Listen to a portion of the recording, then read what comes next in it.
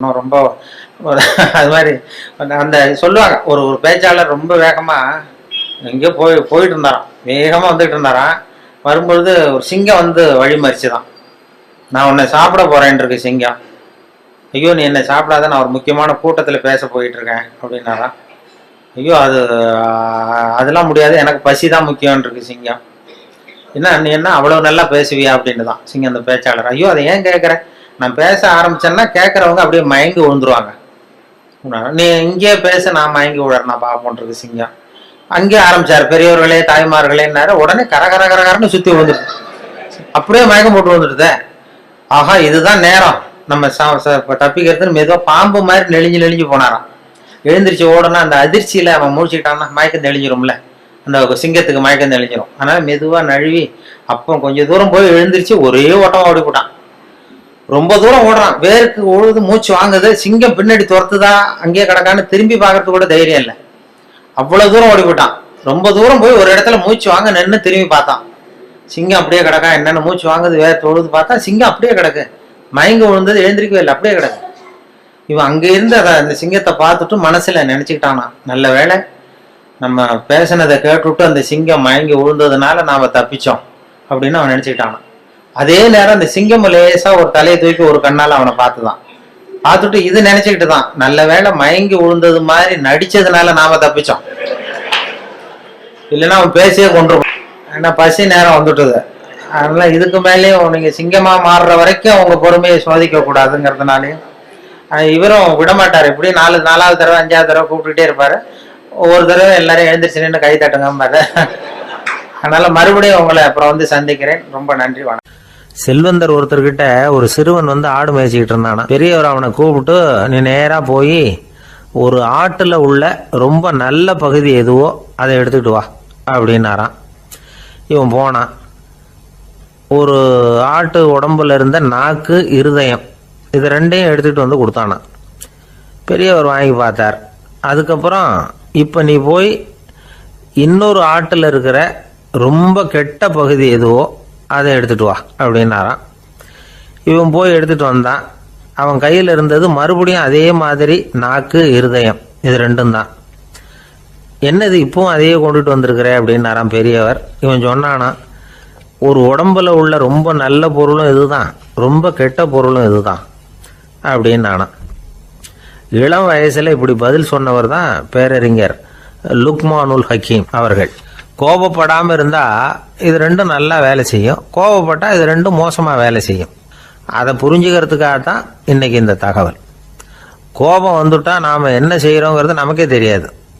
ஒருத்தர் டாக்டர்கிட்ட போனார் அவசரமாக, டாக்டர் எனக்கு இப்போ கடுமையான கோப வெறி, எனக்கு கண்ணு மண்ணு ஒன்றும் புரியல, உடனடியாக அதை கட்டுப்படுத்தணும், உடனே இதுக்கு ஏதாவது ஒரு மாத்திரை கொடுங்க ப்ளீஸ் அப்படின்னார்.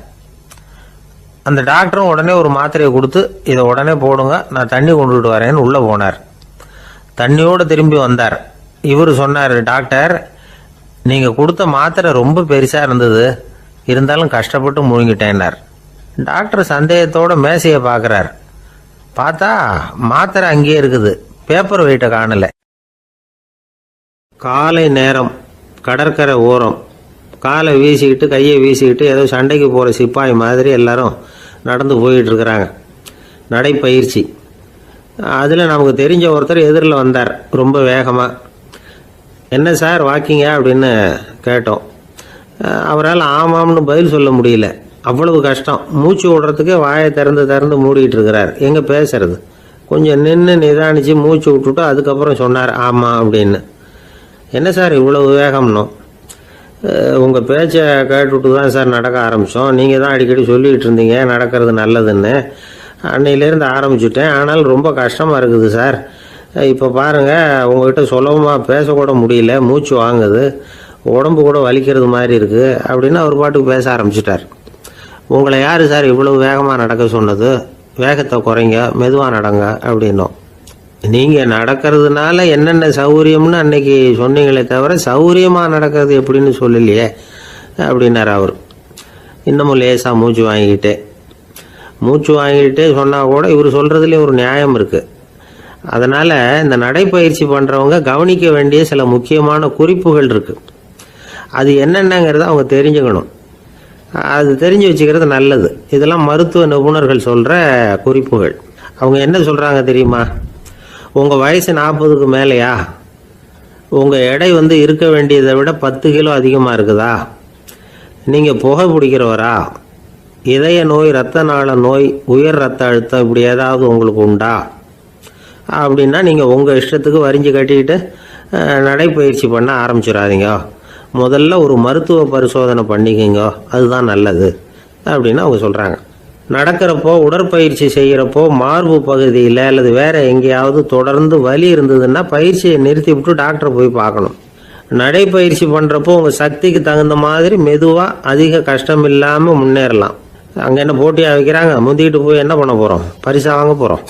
அதனால் நிதானம் அவசியம் அப்படிங்கிறது அவங்க ஆலோசனை. தொந்தரவு கொடுக்காத ஷூ, ட்ரெஸ்ஸு இதுகளை உபயோகப்படுத்துங்க. பாதத்தில் ஆடு தசை இருக்குல்ல, அங்கே ஏதாவது பிரச்சனை இருந்ததுன்னா டாக்டரை பாருங்கள். இந்த பாதத்தில் வலி வரும் அந்த இடத்துல. வெயில் காலமாக இருந்தால் தலைக்கு தொப்பி வச்சுக்கோங்க. பனியில் நடந்தாலும் அப்படி தான். தலையை பத்திரமா பார்த்துக்குங்க. நம்மக்கிட்ட ஏதோ கொஞ்சம் உருப்படியாக தெரியறது அது தானே. உடற்பயிற்சிக்கு முன்னாடி பின்னாடி பயிற்சி செய்கிறப்போ நிறைய தண்ணி குடிக்கலாமா. முதல் 1 மாதத்துக்கு கொஞ்சம் தளர்த்தியாக சாவகாசமாக நடக்கலாம். மணிக்கு 3 அல்லது 4 கிலோமீட்டர் வேகம்னு வச்சுங்களேன். அதுக்கப்புறம் வேகத்தை அதிகப்படுத்தலாம். மணிக்கு 6 அல்லது 8 கிலோமீட்டர் அளவுக்கு நடக்கலாம். நல்லா கையை வீசிக்கிட்டு நடக்கணும். மூச்சு விடுற எண்ணிக்கை அதிகரிக்கணும். இது மாதிரி ஒரு 30 நிமிஷம் நடக்கலாம். தனியாக நடந்து போகிறதுக்கு உங்களுக்கு என்னமோ மாதிரி இருக்குதா? கூட யாரையாவது சேர்த்துக்குங்க. ஒரு குரூப்பாக சேர்ந்து போகலாம். நடக்கிறதுங்கிறத ஒரு சந்தோஷமான சமாச்சாரமாக ஆக்கிக்கணும். தினம் இப்படி நடக்க வேண்டி இருக்குதே அப்படின்னு புலம்பிக்கிட்டே போகக்கூடாது. சில பேர் நடக்கிறப்போ கடந்த காலத்தை அசை போட்டுக்கிட்டே போவாங்க. சில பேர் வருங்காலத்தை அசை போட்டுக்கிட்டே போவாங்க. சில பேர் முக்கியமான திட்டம்லாம் இப்படி நடக்கிறப்போ தான் தீர்மானம் பண்ணுவாங்க. நடக்கிறதுனால மன இறுக்கம் குறையுது, பரபரப்பு குறையுது, மன ஆற்றல் பெருகுது, தன்னம்பிக்கை வளருது, முதுமை தள்ளி போகுது, செயல்திறன் அதிகரிக்குது. இதை தவிர உடம்புக்கும் பல விதமான சௌகரியங்கள் ஏற்படுது. அதனால் இது வரைக்கும் நடக்க ஆரம்பிக்காதவங்க இனிமேல் இந்த குறிப்புகளை கவனத்தில் வச்சுக்கிட்டு நடக்க ஆரம்பிச்சுடலாம். சார்லஸ் லேம்ப் அப்படின்னு ஆங்கில இலக்கிய மேதை ஒருத்தர், அவர் ஒரு தரம் உடம்பு சரியில்லைன்னு டாக்டர்கிட்ட போனாராம். டாக்டர் அவரை பார்த்துட்டு, நீங்கள் தினமும் காலையில் வெறும் வயத்தில் நடக்கணும் அப்படின்னாராம். வெறும் வயத்தில் நடக்கிறதுக்கு நான் தயார், ஆனால் வயிறு கிடைக்கணுமே சார். யார் வயத்து மேலே நடக்கிறது டாக்டர் அப்படின்னு கேட்டாராம் இவர். ரொம்ப பேருக்கு கூட்டத்தில் பேசுறதுன்னா பயம். நமக்கு ஒன்றும் தெரியாதுன்னு மற்றவங்க நினச்சிடக்கூடாதுங்கிற எண்ணம் தான் இதுக்கு காரணம். ரொம்ப முக்கியமான ஒரு கூட்டம்னா பயம் அதிகமாக இருக்கும். முக்கியமானவங்கள்லாம் வருவாங்களே, அவங்கெல்லாம் நம்மளை பற்றி மட்டமாக நினச்சிருவாங்களே அப்படிங்கிற பயம் வந்துடும். ஆனால் மேடை பேச்சுங்கிறது அவ்வளவு கடினமான ஒரு காரியம் இல்லைங்கிறாங்க அது சம்பந்தமான நிபுணர்கள். யாரும் பேச்சாளர் ஆகலாம், இது ஒன்றும் பெரிய கிஃப்ட் கிடையாது அப்படின்னு அவங்க சொல்கிறாங்க. நீங்கள் ஒரு சிறந்த பேச்சாளர் ஆகணுமா அப்படின்னா அதுக்குன்னு சில ஆலோசனைகளை சொல்லி வச்சிருக்கிறாங்க அனுபவசாலிகள். முதல் ஆலோசனை என்னன்னா, உங்கள் பேச்சு எளிமையாக இருக்கணும். ஏதாவது ஒரு கருத்து அல்லது 2 கருத்து சொன்னால் போதும். 20 அல்லது 30 கருத்துக்களை சொல்லிகிட்டே போகக்கூடாது. 2வது ஆலோசனை, நீங்கள் என்ன பேச போகிறீங்கிறது முதல்ல உங்களுக்கு நல்லா புரியணும். அதுக்கப்புறம் தான் அதை அடுத்தவங்களுக்கு புரிய வைக்க முடியும். எப்படி ஆரம்பிக்க போகிறோம், எந்த கருத்தை முக்கியமாக வலியுறுத்த போகிறோம், எப்படி முடிக்க போகிறோம் அப்படிங்கிறத முதல்ல நல்லா சிந்திச்சு மனசில் வச்சுக்கணும். கடைசியாக என்ன சொல்கிறீங்களோ அதுதான் கேட்குறவங்க மனசில் நிற்கும். 3வது ஆலோசனை என்னென்னா, உங்கள் பேச்சு சுருக்கமாக இருக்கணும். ஒரு 15 நிமிஷம் பேசுறது ரொம்ப பொருத்தம். மணிக்கணக்கில் பேசிக்கிட்டு இருக்கிறது நல்லதில்லை. 4வது ஆலோசனை, நீங்கள் பேசுறது உண்மையாக இருக்கணும். உங்களுக்கு உண்மையான அனுபவங்கள் இருக்கும், அதை சொல்லலாம். உங்களுடைய உண்மையான அனுபவங்களை மற்றவங்களோட பகிர்ந்துக்கணும், அதுதான் முக்கியம். 5வது ஆலோசனை, ஆரம்பத்தில் கொஞ்ச நேரம் உங்களை பற்றியும் எதிரில் உள்ளவங்களை பற்றியும் சம்பந்தப்படுத்தி ஏதாவது பேசி ஒரு நெருக்கத்தை ஏற்படுத்திக்கணும். ஒவ்வொருத்தரும் இப்போ இவர் பேச போகிறது நம்ம சம்மந்தப்பட்டது அப்படின்னு நினைக்க ஆரம்பிச்சிருவாங்கல்ல, அதுக்கப்புறம் அவங்க கேட்க தயாராகிட்டாங்கன்னு அர்த்தம். எதிரில் உட்காந்துருக்கிற கூட்டத்திலிருந்து 3 பேரை தேர்ந்தெடுங்க. அதாவது வலது பக்கம் ஒருத்தர், நடுவில் ஒருத்தர், இடது பக்கம் ஒருத்தர்.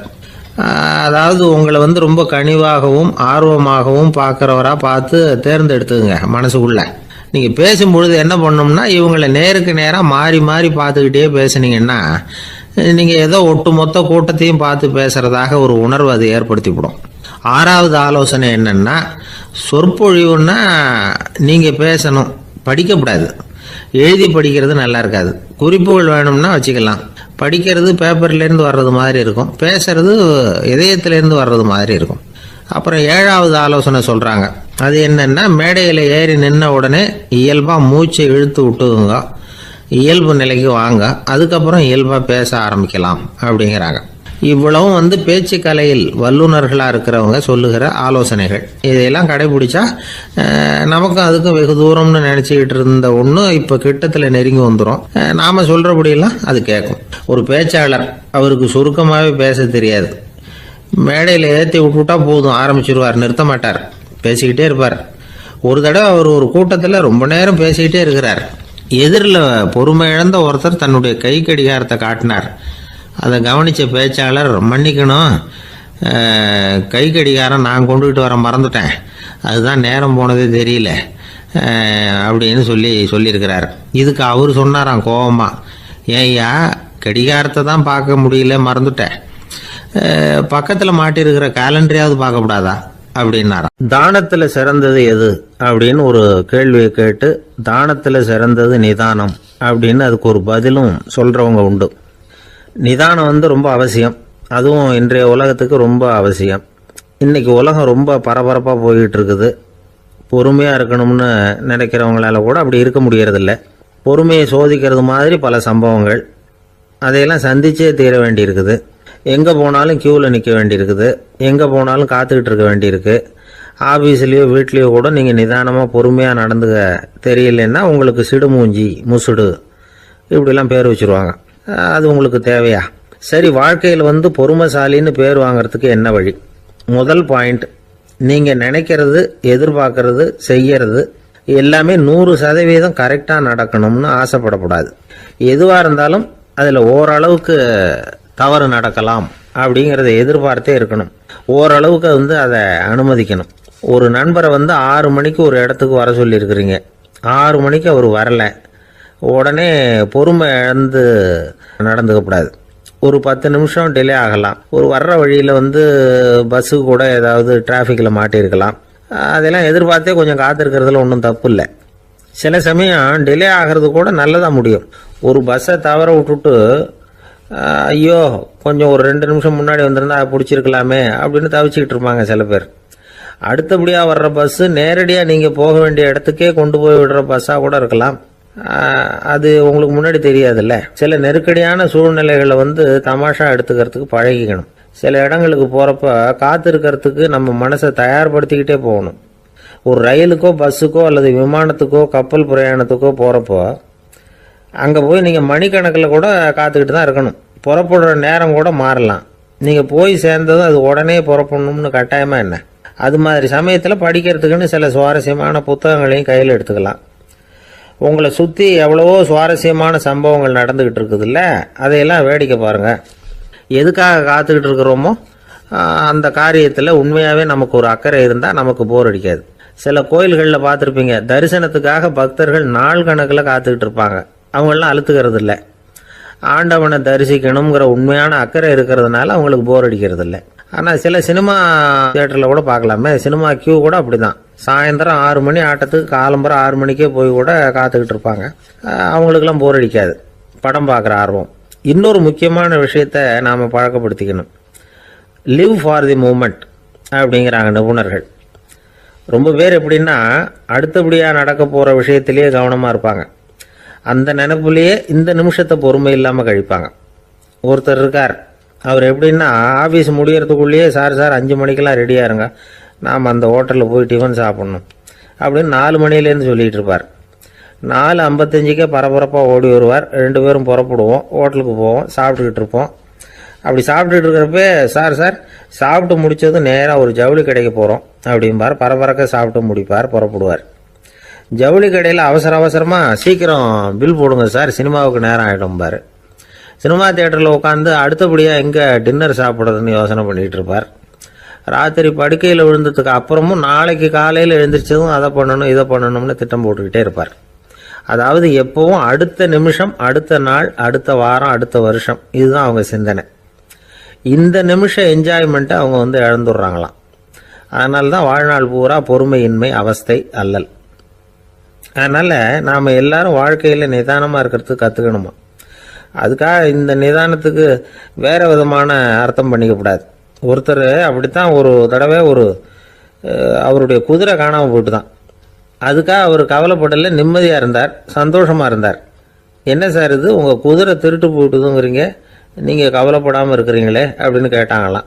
அதுக்கு அவர் சொல்லியிருக்கார், நல்ல வேலை சார், கட்டியிருந்த குதிரை காணாமல் போயிருக்குது. நான் அது மேலே உட்காந்துருக்கிற சமயம் அது காணாமல் போயிருந்ததுன்னா, திருட்டு போயிருந்ததுன்னா நானும் சேர்ந்துல காணாமல் போயிருப்பேன் அப்படின்னாராம். எவ்வளவு நிதானமான ஆள் பாருங்க. ஒரு ஊரில் ஒரு சித்தர் இருந்தார், சூஃபி சித்தர். அவர் ஞானம் பெற்ற ஒரு சித்தர். ஒரு நாள் அந்த நாட்டு மன்னன் அவரை பார்க்கறதுக்காக வந்தான். என்ன வேணும் உனக்குன்னு கேட்டார். நான் கடவுளை பார்க்கணும், அதுக்கு நீங்கள் தான் உதவி பண்ணணும் அப்படின்னா அவன். சித்தர் கொஞ்சம் யோசனை பண்ணார். சரி, போயிட்டு நாளைக்கு வாடினார். அதே மாதிரி மன்னன் போயிட்டு அடுத்த நாள் வந்தான். இங்கே நீ என்னோட ஒரு வாரம் தங்கியிருக்க வேண்டியிருக்கும்னார். சரின்னா ஒரு பிச்சை பாத்திரத்தை தூக்கி கையில் கொடுத்தார். அவனுக்கு ஒன்றும் புரியல, இருந்தாலும் வாங்கிட்டான். வாங்கிட்டு இதை என்ன செய்யணும் அப்படின்னு கேட்டான். இதை ஒன்றும் செய்ய வேணாம், இதை எடுத்துக்கிட்டு பக்கத்தில் உள்ள கிராமங்களுக்கு போ, வீடு வீடாக பிச்சை எடுத்துக்கிட்டு வா. அப்படி வந்த பிறகுதான் உனக்கு சாப்பாடும் ஓய்வும் கிடைக்கும். ஒரு வாரம் இப்படி செய், அதுக்கப்புறம் 8வது நாள் நாம் கடவுளை பற்றி யோசிக்கலாம் அப்படின்னார். இப்படி ஒரு சொன்னதை கேட்டதும் அந்த அரசனுக்கு அதிர்ச்சி ஆயிட்டுது. ஒரு மாதிரி ஆயிட்டான். தன்னுடைய சொந்த நாட்டில் சொந்த குடிமக்கள்கிட்ட போய் பிச்சை எடுக்கிறதா அப்படின்னு யோசனை பண்ணி பார்த்தான். அதுக்கப்புறம் மெதுவா அவன் அந்த சித்தரை பார்த்தான். ஐயா, சொந்த நாட்டிலேயே பிச்சை எடுக்கிறதுன்னா எனக்கு ஒரு மாதிரியா இருக்கு, வெக்கமா இருக்கு. நான் வேணும்னா வெளி தேசத்தில் எங்கேயாவது போய் பிச்சை எடுக்கவா அப்படின்னு கேட்டான். இதுக்கு அந்த சித்தர் ஒரு சம்மதிக்கலை. இதை பாரு, உன்னால பிச்சை எடுக்க முடியலன்னா பேசாம திரும்பி அரண்மனைக்கே போயிடு, அதுக்கப்புறம் கடவுளை பற்றியெல்லாம் பேசுறதுக்கு என்னை தேடிட்டு வரக்கூடாது அப்படின்னு விட்டார். மன்னன் தயங்கினான், இருந்தாலும் மனசை சரி பண்ணிட்டு சம்மதிச்சான். சரிங்க, ஒரு வாரம் இங்கே தங்குறேன், நீங்கள் சொல்கிறது மாதிரி பக்கத்து கிராமங்களுக்கு போகிறேன், வீடு வீடாக பிச்சை எடுக்கிறேன், வர்றேன் அப்படின்னா. ஒரு வாரம் தெரு தெருவாக பிச்சை பாத்திரத்தோடு அலைஞ்சான். சொந்த ஊரில் சொந்த குடிமக்கள்கிட்ட பிச்சை எடுத்தான். 7 நாள் முடிஞ்சது. 8வது நாள் அந்த சித்தர் மன்னனை கூப்பிட்டார். இப்படி வாழ்னார், வந்தான். இனிமே நீ கடவுளை பற்றி என்கிட்ட கேட்கலாம்னார். இனிமே கேட்கறதுக்கு ஒன்றுமே இல்லை சுவாமின்னா இவன். ஒரு வார காலம் பிச்சை எடுத்த பிறகுதான் கடவுளை காண முடியும் அப்படின்னு நான் கனவு கூட காணவில்லைன்னா. அப்படின்னா நீ பிச்சை எடுத்த காலத்தில் அப்படி என்னதான் நடந்தது அப்படின்னு கேட்டார் அவரு. சுவாமி, ஒரு வார காலம் பிச்சை எடுத்ததில் என்னுடைய ஆணவம் அழிஞ்சுட்டுது. அது இப்போ இருக்கிற இடமே தெரியல. இப்போ அதை காணவே காணோம். பிச்சைக்காரனாக இருந்தப்போ பெற்றதை மன்னனாக இருக்கும்போது பெற முடியாதுங்கிறத புரிஞ்சுக்கிட்டேன் அப்படின்னா மன்னன். அடக்கம் பிறந்தவுடன் தெய்வீக கதவுகள் திறந்து கொள்ளுகின்றன அப்படிங்கிறார் ஓஷோ. நம்மால் ஒருத்தன் ஆணவம் அழியணுங்கிறதுக்காக ஒரு திருவோட்டை எடுத்துக்கிட்டு தெரு தெருவா பிச்சை எடுக்க ஆரம்பிச்சான். என்ன, தெய்வீக கதவுகள் திறந்துதா அப்படின்னு கேட்டார் ஒருத்தர். தெய்வீக கதவு திறக்கிறதுக்கு முன்னாடியே எங்க வீட்டு கதவு சாத்திக்கிட்டுதுன்னா. என்னடா சொல்றேன்னார். இனிமே வீட்டுக்குள்ளேயே வர வேணாம், இதையே தொழிலா வச்சுக்கோ அப்படின்னு எங்க வீட்டில் சொல்லிவிட்டாங்க சார் அப்படின்னா. ஒரு ஊர்ல ஒரு மன்னர் இருந்தார். ஒரு நாள் அவருடைய அரசவைக்கு ஒரு ஓவியன் வந்தான். அவன் சீனா தேசத்திலிருந்து வந்தவன், தாவோ சிந்தனையாளன். அவன் அங்க வந்து மன்னர் முன்னாடி நிக்கிறான். யாரும் செய்ய முடியாத ஒரு காரியத்தை என்னால செய்ய முடியும்னா. இவன் இப்படி சொன்னதை கேட்டதும் ஏற்கனவே அங்க இருந்த அரசவை ஓவியன் ஒருத்தனுக்கு கோபம் வந்துட்டுது. இதோ பாரு, இப்படிலாம் பேசக்கூடாது, நான் வேணும்னா உன்னுடைய சவாலை ஏத்துக்கிறேன் அப்படின்னா. நாம 2 பேரும் ஓவியம் தீட்டுவோம், அதை பார்த்துட்டு நம்ம 2 பேர்ல யாரு சிறந்த ஓவியன் அப்படிங்கிறத மன்னரே தீர்மானம் செய்யட்டும், என்ன சொல்ற அப்படின்னு கேட்டான் அவன். அவனும் சரின்னு ஒத்துக்கிட்டான். போட்டி ஆரம்பமாச்சு. அரசர் அவங்களுக்கு 2 சுவர்களை ஒதுக்கி கொடுத்தார். 6 மாச காலம் அவகாசம் கொடுத்தார். 2 ஓவியர்களும் அவங்கவங்க வேலையை ஆரம்பிச்சாங்க. இரவு பகலா வேலை செய்ய ஆரம்பிச்சுட்டாங்க. 6 மாசம் முடிஞ்சது. அரசர் வந்து பார்த்தார். முதல்ல தன்னுடைய அரசவை ஓவியர் தீட்டி இருந்த ஓவியத்தை பார்த்தார். ரொம்ப பிரமாதமா இருந்தது, பாராட்டினார். இதோ பாரு, உன்னுடைய ஓவியம் அற்புதமா இருக்கு, உயிரோட்டம் உள்ளதா இருக்குது, கலையின் உச்சமே இதுதான், இதை விட சிறந்த ஒரு ஓவியத்தை வேற யாராலையும் படைக்க முடியாது அப்படின்னார். அதுக்கப்புறம் அந்த சீன ஓவியன்கிட்ட போனார். எங்க உன்னுடைய ஓவியம்னு கேட்டார். திரைச்சீலையை விலக்கி விட்டு பாருங்கன்னா மன்னர் வந்து அந்த திரைச்சீலையை விளக்குனார். உள்ள வந்து ஓவியம் இருக்க வேண்டிய இடம் கண்ணாடி மாதிரி தெரிஞ்சுது.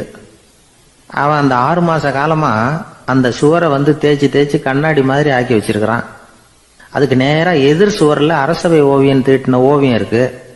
அது எதிரில் இருந்த இந்த கண்ணாடியில பட்டு பிரதிபலிக்குது. மன்னர் யோசனை பண்ண ஆரம்பிச்சார். அப்புறம் அந்த சீன ஓவியனை பார்த்து கேட்டார், இதை பாரு, நீ ஆமா நல்லது அப்படின்னு சொல்லி ஏத்துக்கணும். இது முதல் கருத்து. 2வது என்ன சொல்றாங்கன்னா, கூடுமான வரைக்கும் யாருகிட்டையும் அனாவசியமா வாதம் பண்ணிட்டு இருக்க கூடாது. 3வது கருத்து என்னன்னா, எந்த பிரச்சனையையும் அடுத்தவங்க கண்ணோட்டத்திலேயே பார்க்கணும், நம்ம பார்வையிலேயே பார்த்துட்டு இருக்க கூடாது. எப்பொழுதுமே அடுத்தவங்களுடைய மனோபாவத்தை நாம புரிஞ்சு வச்சுக்கிட்டோம்னா நம்மளை யாராலும் ஜெயிக்க முடியாது. 4வது கருத்து என்ன சொல்றாங்கன்னா, ஒருத்தர்கிட்ட பேச ஆரம்பிக்கும் பொழுது இயல்பா அன்பா ஆரம்பிக்கணும். இப்போ உதாரணத்துக்கு ஒண்ணு சொல்லணும்னா, உங்களுக்கு இந்த சட்டை ரொம்ப பொருத்தமா இருக்குதே அப்படின்னு ஆரம்பிக்கலாம். அதை விட்டுட்டு அன்னைக்கு என்ன சார் என்ன அம்போன்னு விட்டுட்டு போயிட்டீங்க அப்படின்னு ஆரம்பிக்க கூடாது. 5வது விஷயம், நம்முடைய தவறுகளை தயக்கம் இல்லாம ஒத்துக்கணும். அப்படி ஒப்புக்கொள்ள கூச்சப்படக்கூடாது. 6வது கருத்து என்னன்னா, அடுத்தவங்க அபிப்பிராயங்களுக்கு மதிப்பு கொடுக்கணும். நீங்க சொல்றது தப்பு சார் அப்படின்னு முகத்தில் அடிச்சது மாதிரி பேசக்கூடாது.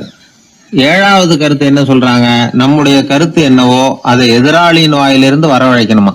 அப்படி வரவழைக்கிறதுக்கு நாம முயற்சி பண்ணணும். அதுக்கு தகுந்த மாதிரி நாம பேசணும்.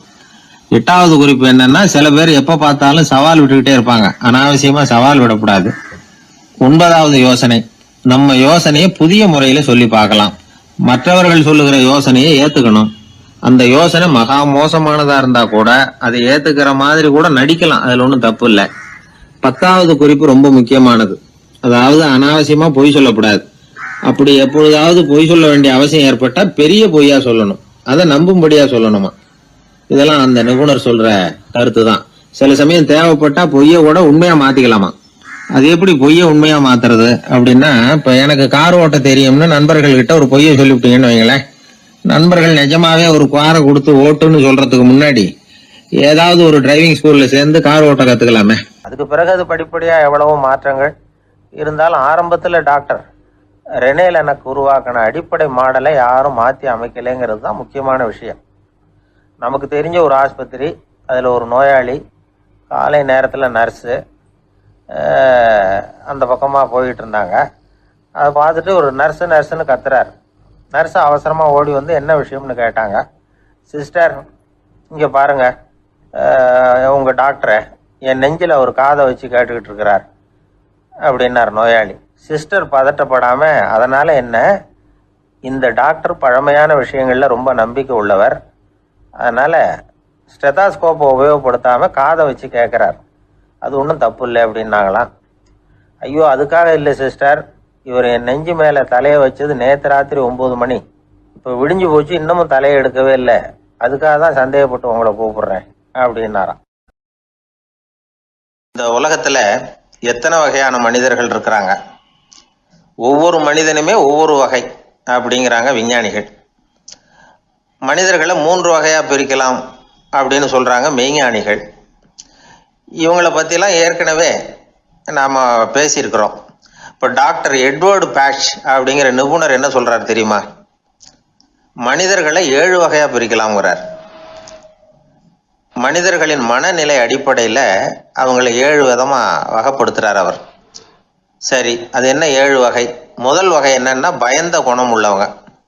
சார் ரொம்ப பயந்த சுபாவம், வீட்டில் கூட வாயே திறக்க மாட்டார், சாப்பிட போறப்ப மட்டும்தான் கொஞ்சம் வாயை திறப்பார், அப்புறம் மூடிக்குவார் அப்படின்னு சில பேரை பற்றி நாம் பேசிக்கிறது உண்டு. இவங்கெல்லாம் இந்த வகை, அதாவது பயந்த குணம் உள்ளவர்கள் அப்படிங்கிற முதல் வகை. சரி, 2வது வகை என்னன்னா, சஞ்சலப்படுகிறவர்கள், எதுக்கு எடுத்தாலும் கலக்கம் குழப்பம், இப்படியே காலம் தள்ளிட்டு இருப்பாங்க. பல பேர் பார்த்துருப்பீங்க. அவங்கெல்லாம் இந்த வகை. மூணாவது வகை என்னன்னா, யதார்த்த உலகை மறந்து கற்பனை உலகத்திலேயே மிதக்கிறவங்க. இளைஞர்கள், கவிஞர்கள், இப்படி பல பேர் இருக்கிறாங்க. எப்போ பார்த்தாலும் கற்பனை உலகத்திலேயே மிதந்துக்கிட்டு இருப்பாங்க. கிட்டத்தில் போய் என்னங்க ஒரு மாதிரியாக இருக்கிறீங்க அப்படின்னு கேட்டு பாருங்க, அவங்களெல்லாம் ஏதோ ஒரு அற்ப புழுவை பார்க்குறது மாதிரி அவங்கள பார்ப்பாங்க. அதுவும் அந்த வானத்து நிலாவை பாருங்கள், அது என்னை வா வான்னு கூப்பிடுது, எனக்கு சீக்கிரத்தில் ஒரு நாள் சிறகுகள் முளைக்கும், சிறகடித்து வானத்தில் பறந்து போ. டெல்லிக்குன்னு நாங்கள் போயிட்டு வரோம் சார், ரொம்ப தேங்க்ஸ், நீங்கள் அப்படியே இருங்க சார், சௌக்கியமாக இருங்கன்னு சொல்லிட்டு, ஏன் சார் கொஞ்சம் இருந்து சாப்பிட்டு போங்களேன்றாங்க. அதெல்லாம் வேணாம் சார், நீங்கள் மறுபடியும் ஏதாவது பேச்சு வரும், மறுபடியும் பந்தயம் கட்டுவீங்க. நாங்கள் போயிட்டு வரோம், நாங்கள் பார்த்துக்குறோம் சார், நீங்கள் போயிட்டு வாங்கன்னு ரொம்ப மரியாதையாக அவனை விட்டுட்டு போயிட்டாங்க.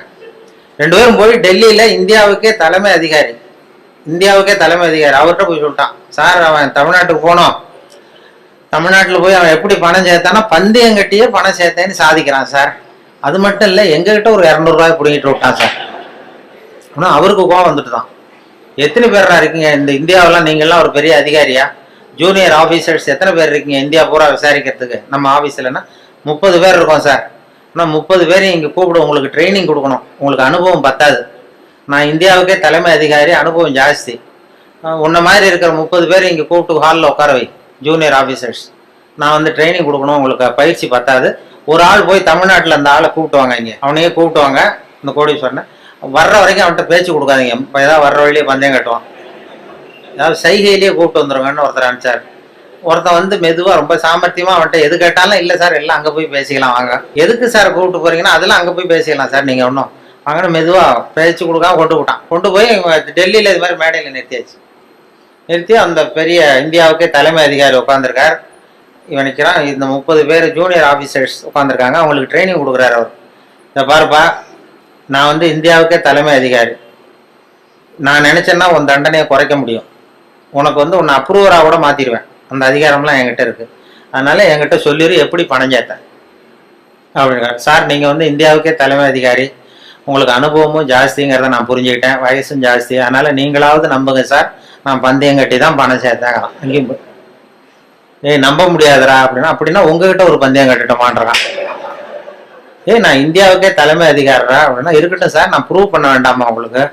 வேண்டாம் சார், அது எங்கள் அதிகாரியை தான் ஏமாத்தி விட்டியடா எங்கள் 2 பேரை அப்படின்னா. அப்போ அவர் சொன்னானா இவன், அது இல்லை சார், உங்கள் அதிகாரிகள் ஏமாந்தது என் உடம்பை பற்றின ரகசியம், நான் வந்து பளிங்கு கண்ணு வச்சிருந்தேங்கிறது அவருக்கு தெரியாது, ஏமாந்து போனார். நான் பல் செட்டு கட்டியிருந்தேங்கிறது தெரியாது, அதனால இவர் ஏமாந்து போனார். இப்போ நான் உங்ககிட்ட பந்தயம் வைக்கிறது வந்து என் உடம்பை பற்றின ரகசியமே வேண்டாம், உங்க உடம்பை பற்றின ரகசியம். இவர் அசந்துட்டார், என் உடம்புல என்னடா ரகசியம்னார். இப்போ ஒன்றும் இல்லை சார், முதுகில் இடுப்புக்கிட்ட 1 ரூபா அகலத்துக்கு கருப்பாக ஒரு மச்சம் இருக்குது, உங்களுக்கு கருப்பாக ஒரு மச்சம் முதுகில் இடுப்புக்கிட்ட இருக்குது அப்படின்னா. அவருக்கு இல்லைன்னு நல்லா தெரியும், அதனால சுத்தமாக இல்லைடா சார், நேற்று வரைக்கும் இல்லை சார், இந்த நிமிஷம் இருக்கு அப்படின்றான். அவரு அசந்து போய் ஒரு 100 ரூபாய் எடுத்து வச்சார், இதை ப்ரூவ் பண்றான். இவனும் ஒரு 100 ரூபாய் எடுத்து வச்சுட்டு சட்டையை கேட்டுங்க சார் கேட்டி காட்டுறாரு, மச்சம் இல்லை. இவன் தோத்து போட்டான், மச்சம் இல்லை அவருக்கு. உடனே அந்த பெரியவர் அதிகாரி 200 ரூபாய் எடுத்து வச்சுக்கிட்டு, தோழர்களே உங்களுக்கு அனுபவம் இல்லை, அதனால உங்களை ஏமாத்திட்டான், எனக்கு அனுபவம் ஜாஸ்தி, இப்போ என்கிட்ட அவன் ஏமாந்துட்டான், இப்போ இந்த பந்தயத்தில் எனக்கு 200 ரூபா லாபம்னாரான் பெரியவர். அப்போ இவன் எங்கேருந்து போனோம், இவன் மெதுவாக ஆரம்பிச்சிருக்கான், சார் ஐயா நீங்கள் சொல்கிறது சரி, ஒரு 200 ரூபா இந்த பந்தயத்தில் உங்களுக்கு லாபம் தான், ஆனால் இதே பந்தயத்தில் எனக்கு 2900 ரூபா லாபம் சார்ன்றான். என்னடா பண்ண அப்படின்னு கேட்டிருக்காரு. உங்களுக்கு தெரியாம இந்த 30 பேர்கிட்டையும் தனித்தனியாக ஒரு பந்தயம் கட்டியிருக்கேன். என்ன பந்தயம்டா கட்டினேன்? ஆனால் அது ஒன்றும் இல்லை, உங்கள் எல்லாரும் முன்னாடியும் உங்கள் மேல் அதிகாரியை சட்டையை கேட்ட வைக்கிறேன்.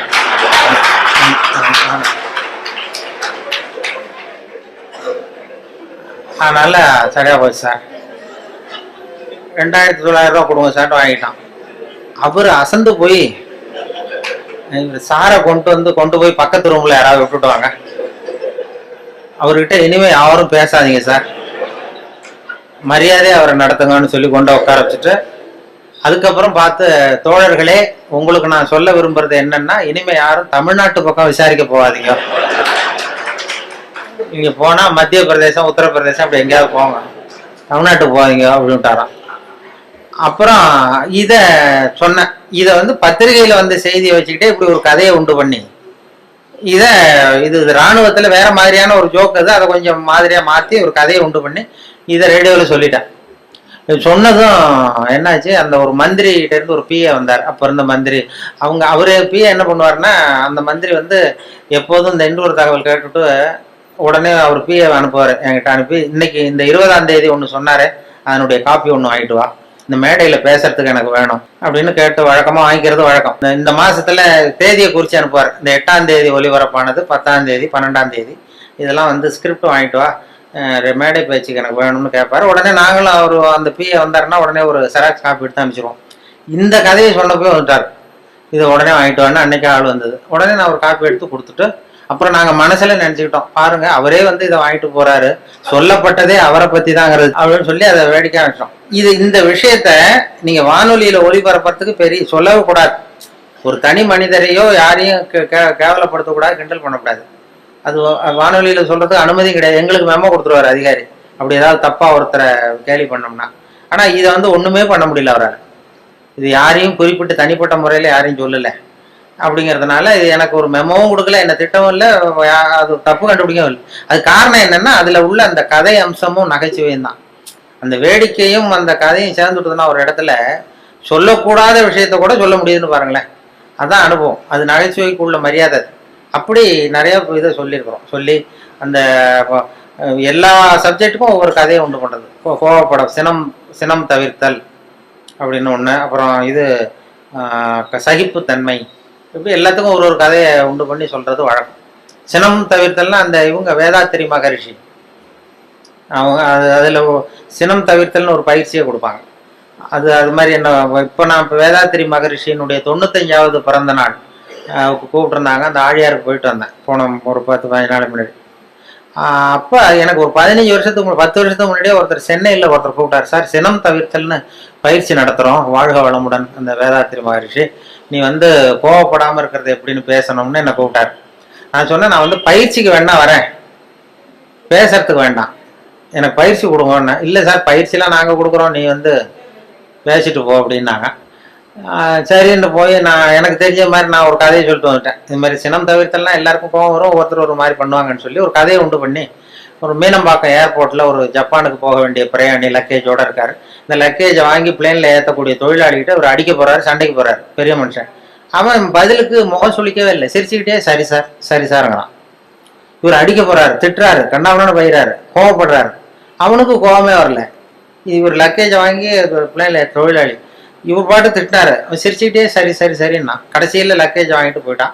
அப்புறம் பிளேன் வந்தது, அப்புறம் பிளேன் ஏறி இவரும் போயிட்டார். இதை பார்த்துக்கிட்டே ஒரு பேராசிரியர் உட்காந்துருக்காரு, சினம் தவிர்த்தல் பேராசிரியர். உடனே ஓடி போய் அந்த தொழிலாளியை கூப்பிட்டு வந்தார். இதை பாருப்பா, நாங்கள்லாம் சினம் தவிர்த்தல்னு பயிற்சி முகாம்லாம் நடத்துகிறோம், கோவப்படப்படாதுன்னு. உனக்கு கோவமே வரலையே, நீ வந்து எங்களுக்கு வகுப்பு நடத்தலாம் போல இருக்க. அந்த பெரிய மனுஷன் அவ்வளவு திட்டுனா, நீ வந்து பதிலுக்கு உன் முகம் சுளிக்கவே இல்லை, சிரிச்சுக்கிட்டே இருந்தே, அது எப்படி உனக்கு கோவமே வரலையான்னார். இப்போ அவன் சொன்னான், அப்படி இல்லை சார், மனுஷன்னு பிறந்தா கோவம் வரத்தான் செய்யும், அது அவங்கவுங்க பாணியில் அவங்கவுங்க டீல் பண்ணுவாங்க, அவ்வளவுதான். உனக்கு கோவம் வந்ததா அவர் திட்டும் பொழுது அப்படின்னா, வந்தது சார், எனக்கு கோவம் வந்தது, முகத்தில் தெரியலையே அப்படின்னா, அது தெரியாது சார் அப்படின்றான். இப்போ எப்படி அதை சமாளிச்சா, எப்படி டீல் பண்ணேன்னு கேட்டிருக்காரு. அது வேற ஒன்றும் இல்லை சார், அந்த பிரயாணி அவர் வந்து ஜப்பான் போயிட்டு இருக்காரு, அவர் லக்கேஜ் எல்லாம் அமெரிக்கா போயிட்டு இருக்கு.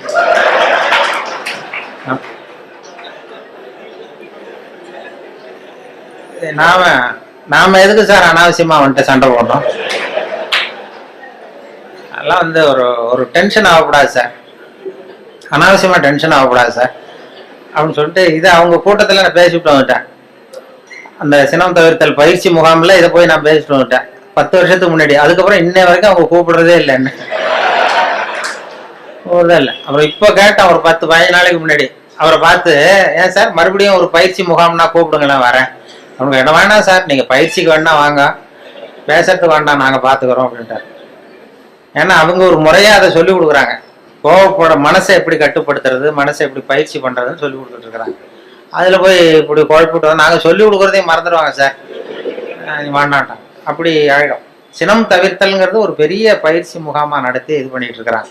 அது மாதிரி தான் சகிப்புத்தன்மையை பற்றியும் சொல்கிறது, இதெல்லாம் ரேடியோவில் அப்பப்போ சின்ன சின்ன கதையை சொல்கிறது தான் இது. அவர் ஏன்னா அவர் செயலாளருங்கிறதுனால அவர்கிட்ட எப்போதும் கேட்டுக்கிறது, எவ்வளோ நேரம் சார் பேசணும்னு முதல் தடவை வந்தப்போ கேட்டேன். நீங்கள் எவ்வளோ நேரம் வேணாலும் பேசுங்க சார், நாங்கள் 10 நிமிஷத்துக்கு மேலே உட்காந்துருக்க மாட்டோம் அப்படின்னார். அப்படி ஆரம்பிச்சவர் அவர். அதனால எப்போ முடிக்கணுங்கிறத கரெக்டா சொல்லு அப்படின்னு சொல்லி கூட்டத்துல எதிரில் உட்கார வச்சு ஒரு சிக்னல் கொடுத்தேன். அதாவது தலையை சொரிய சொல்லி, எப்போ முடிக்கணும்னு தோணுதோ அப்போ தலையை சொரிங்க, நான் முடிச்சுக்கிறேன் அப்படின்னு சொல்லி அவரை உட்கார வச்சு அது மாதிரி பண்ணிட்டு இருந்தேன். அது ஏன்னா இப்போ கும்பகோணத்தில் அது மாதிரி ஒரு கூட்டத்தில் ஆரம்பிச்சது. என் தம்பி சின்னம்மா பையன் தான் அங்கே அந்த ஒரு கிளப்பில் செக்ரட்டரி, அந்த டவுன் ஹால்னு ஒன்று. அவன் ஒருத்தர் அது மாதிரி கிளப் மெம்பருக்கு கூப்பிட்டு என்ன பேச சொன்னான். எவ்வளோ நேரம் பேசுனா, நீ பாட்டுக்கு பேசு அப்படின்னா. அப்போ எப்போ முடிக்கணும்னு தோணுதோ நீ உட்காந்துக்கிட்டு தலையை சொல்லி நான் பார்த்து முடிச்சுக்கிறேன் அப்படின்னா. சரின்ட்டு வந்து உட்காந்துட்டான். வந்து பெரியவர்களே தாய்மார்களே என்னது உடனே சொல்லி ஆரம்பிச்சான். ஏன்பா நீ முடிச்சு சொல்றியான்னா, இல்லை இல்லை அரிக்குதுன்னு சொல்றீங்க, நீ அது அது இனிமே பார்த்துக்க ஜாக்கிரதையா இருக்கேன்னா.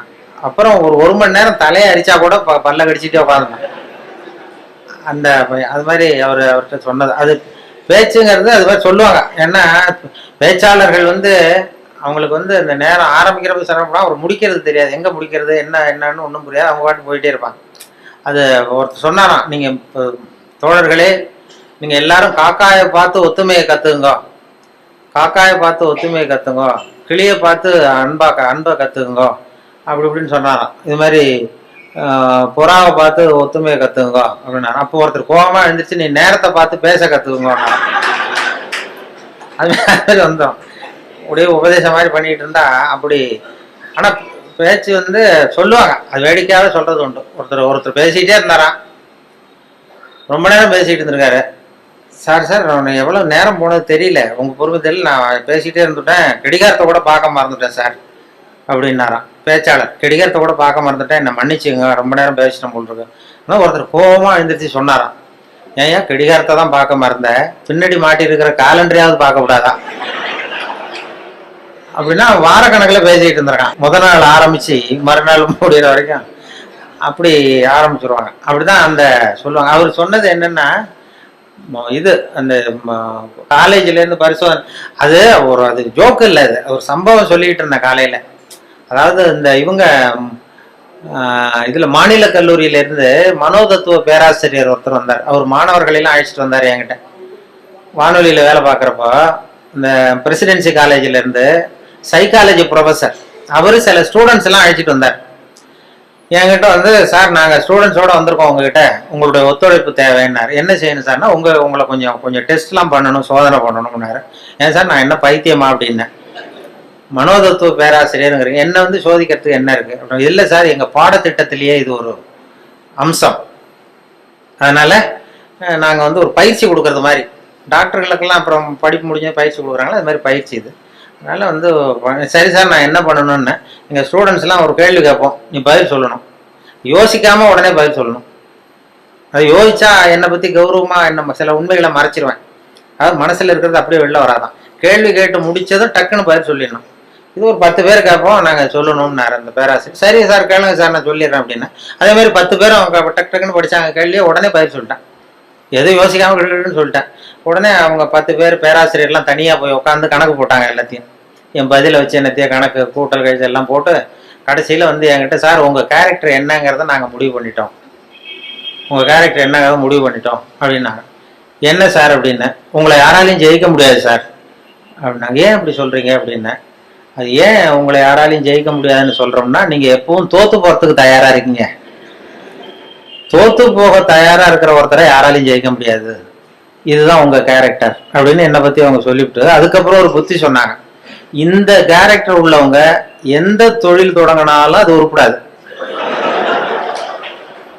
அதாவது பிஸ்னஸோ வியாபாரமோ எதை பண்ணாலும் உங்களுக்கு சரியா வராது, அந்த பிஸ்னஸும் வீணா போடும். ஏதோ அதிர்ஷ்டவசமா அரசாங்கத்தில் வந்து சேர்ந்துருக்கீங்க, இதுல வந்து உங்களுக்கு ஒன்றும் பெரிய இது ரிஸ்க் கிடையாது.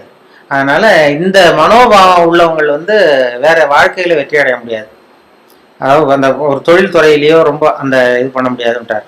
அதை அந்த ரகசியத்தை அவங்கள்ட்ட சொன்னா அது எல்லாருக்கும் சொல்லுங்கன்னு சொல்லிட்டாரு. அது மாதிரி அது சில பேர் ஒவ்வொருத்தருடைய கேரக்டருக்கு தகுந்த தொழில் அமையணுமா, அப்படி பண்ணாதான் அது நல்லது. அதனாலதான் சொல்லுவாங்க, என்ன சில இதுல இந்த மனோபாவத்துல சில வசதி உண்டு. வாழ்க்கையில வந்து ஜெயிக்கிறது தான் சந்தோஷம்னு நாம நினைச்சுக்கிட்டு இருக்கிறோம், தோத்து போறதுதான் உண்மையான சந்தோஷம். அது இப்போ என் பேரனோட விளையாடி தோத்து போகும்பொழுது ஜெயிக்கிறத விட சந்தோஷமா இருக்கு. சின்ன குழந்தைகள்கிட்ட, பக்கத்து வீட்டு குழந்தைகள்கிட்ட நான் விளையாடி தோத்து போறேன், அது எனக்கு ஜெயிக்கிறத விட சந்தோஷமா இருக்கு. தோத்து போறது தான் சந்தோஷம்ங்கிறத தெரிஞ்சுக்கிறதுக்கு எனக்கு 60 வருஷம் ஆயிருக்கு. இது வரைக்கும் ஜெயிக்கிறது தான் சந்தோஷம்னு நினைச்சுக்கிட்டு இருந்தோம். அது இல்லை, அது வாழ்க்கைங்கிற பந்தயத்துல தோற்று போக கற்றுக்கொள்ளுங்கம்மா. வாழ்க்கைங்கிற பந்தயத்துல, ஓட்ட பந்தயத்துல நீங்க ஜெயிக்கிறதுக்கு கத்துங்க. அதாவது ஒரு ஓட்ட பந்தயம் நடந்துகிட்டு இருந்தான், ஒரு 10 பேர் ஓடிக்கிட்டு இருந்தான். முதல்ல ஒருத்தன் ஓடுறான், அவன் தான் ஜெயிக்க போறான். அந்த வின்னிங் பாயிண்ட் ஜெயிக்கிற கட்டத்துல பின்னாடி வந்தவன் தடுமாறி கீழே விழுந்துட்டான் பந்தயத்துல. உடனே முன்னாடி ஓடிட்டு இருந்தவன் டக்குன்னு நின்று அந்த விழுந்தவனை தூக்கிட்டு ஓரமா போயிட்டான். விழுந்தவனை தூக்கி அவனை தொடச்சி அவனை ஆசுவாசப்படுத்தி கொண்டு போட்டான். 3வதா வந்தவன் முதல்ல வந்துட்டான்.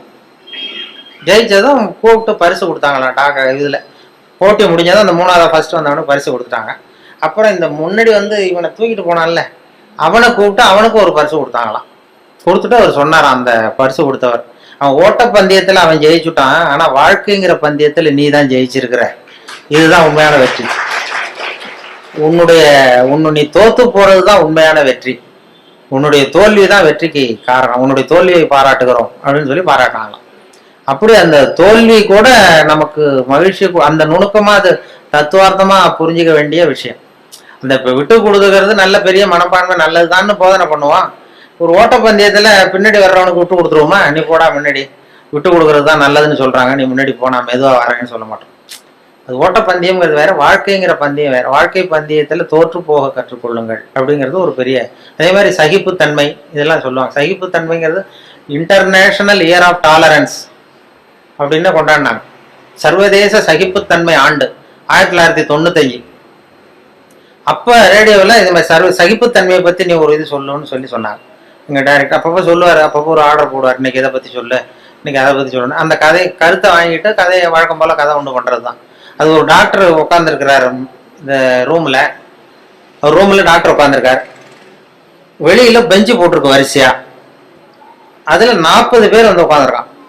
40 பேரும் டாக்டரை பார்க்கறதுக்கு. 40 பேர் சட்டையும் கட்டி பக்கத்துல வச்சிருக்கான். 40 பேர் வாயிலும் 40 தெர்மாமீட்டர் இருக்கு. இது எதுக்கு வந்தான்னு தெரியல. எல்லாரும் தெர்மாமீட்டரோட வரிசையா உட்காந்துருக்காங்க. அப்போ ஒருத்தன் செவுத்துல ஆணி அடிக்கிறதுக்கு காலண்டர் மாற்ற ஆணி அடிச்சுனா விரல் நசுங்கி போச்சு அதே தெருவில். சரி நம்ம தெரு டாக்டர் தானேன்னு ஓடி வந்து நர்ஸை மாட்டேன், நர்ஸு இது சிஸ்டர் இதில் ஏதாவது மருந்து போடுங்கன்றான்.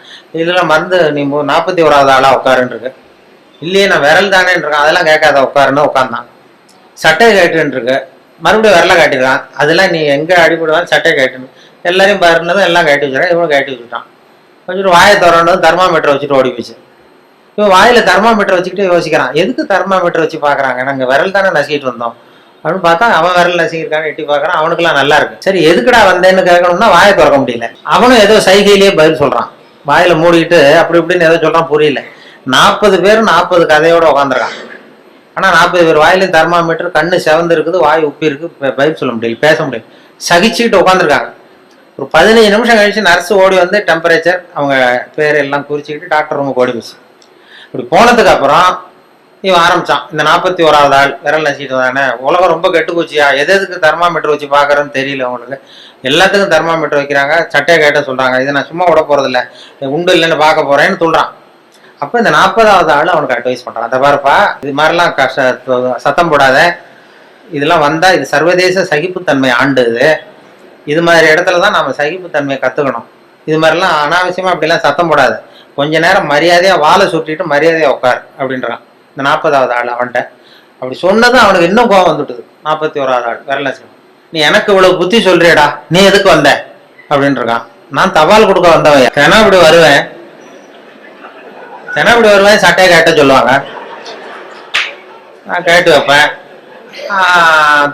தெர்மாமீட்டர் வச்சு பார்ப்பாங்க, அதுக்கப்புறம் எடுத்துட்டு போனதும் மறுபடியும் சட்டையை மாட்டிக்கிட்டு நான் பாட்டு தபால் கொடுத்துட்டு போயிடுவேன். இதுல என்ன கெட்டு போயிட்டோம், எல்லாரும் சகிப்புத்தன்மையை வந்து வளர்த்துங்கப்பா எல்லாரும் அப்படின்னு சொல்லிட்டு போனாங்களாம். அது மாதிரி இது மாதிரி சந்தர்ப்பத்தை எல்லாம் நீங்க அதை வளர்த்துக்கலாம், சகிப்புத்தன்மை வளர்த்துக்கிறது, சிரிக்க கத்துக்கிறது அப்படின்ட்டு. அதனால இன்னும் நேரமும் ரொம்ப